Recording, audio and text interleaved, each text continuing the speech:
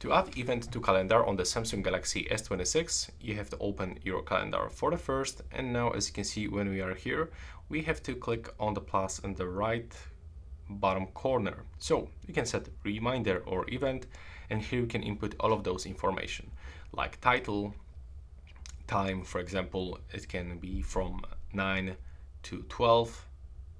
There we go. So here, as you can see, it's selected with this color, but of course, when you tap on it, you can still customize it if you want. So by clicking on the edit button, we can change location. We can also share this with someone in our family. We can set repeat. We can add notes. We can add video conference call. We can even add some attachments from our files, like for example, some photos or PDF files. And we can of course invite someone. If you set up everything, you have to click save, but you can click here to change its color, so how it will be visible in your calendar. For example, like this with the red color. And that's basically how it looks. Thanks for watching.